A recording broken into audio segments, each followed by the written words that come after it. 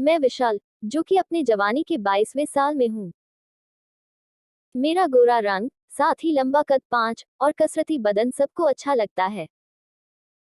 लेकिन क्या मेरी स्कूल की टीचर मुझसे संभोग करेगी? कभी सोचा तक नहीं था।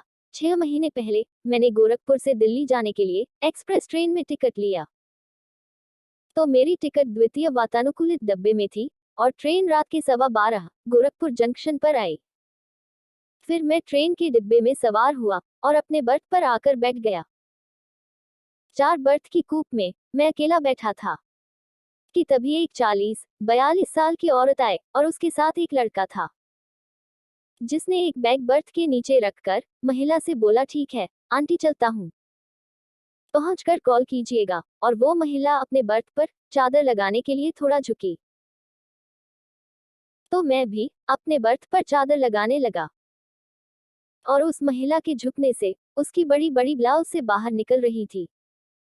मैंने उसको एक नजर देखा और दोनों की नजरें भी टकरा गई।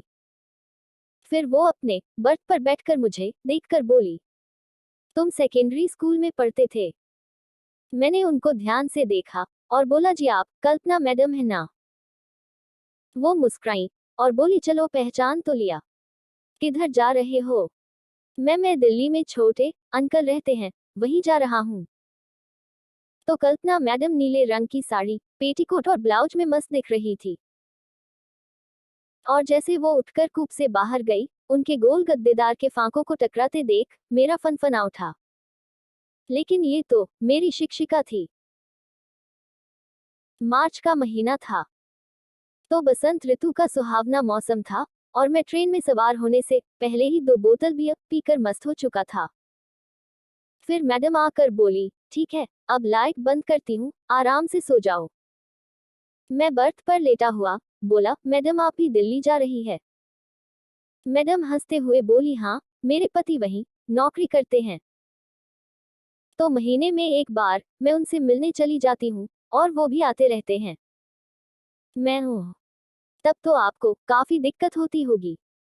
और कल्पना मैडम मेरी इस बात पर झेप गई और लेटे हुए बोली, अभी जो लड़का मुझे छोड़ने आया था वो मेरा बेटा है और अब तो उम्र भी हो गई है।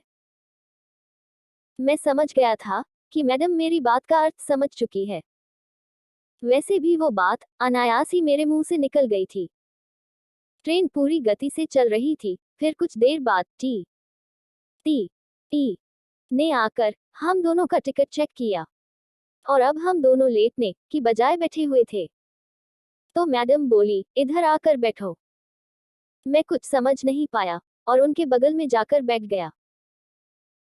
फिर उन्होंने झट से अपनी बाहें मेरे कंधे में डालकर मुझे असामंजस्य में डाल दिया। मैडम बोली, तू जवान हो चुका है, तो जरा तेरी जवानी का प्रमाण तो मिले। ये सुन के मैंने उनके चेहरे पर चुंबन दे दिया और बोला, मैं कल्पना मैडम जवान तो हूँ, लेकिन आप देखकर समझ लीजिए मैं प्रमाण कैसे दूं? मैडम जी, मैं जवान तो हूँ, लेकिन आपको ये बात कैसे बताऊं? मैडम ने कहा, उसी तरह जब तुम सुनीता को अपनी जवानी से खुश करते थे। ये सुनकर मैं सुन रह गया। मैंने कहा, आपको पता है मेरे और सुनीता के बारे में? आपको बता दूं कि सुनीता मेरी गर्लफ्रेंड थी, जिसको मैं स्कूल में पलता था। मैडम ने कहा, हाँ मुझे पता है तेरी सब करतूतें। फिर मैडम ने अपना हाथ मेरे हाथ पर रखा और कहा, आई लव यू। मैंने कहा, ये क्या कह रहे हो मैडम जी? उन्होंने कहा, ये सही है, मैं तुम्हें स्कूल से तुम्हें चाहती हूँ, लेकिन मेरी हिम्मत नहीं हुई तुम्हें बताने की। आज मौका मिला है, इसलिए मैंने तुम्हें बता दिया। आगे तुम्हारी मर्जी, हाँ करो या ना करो।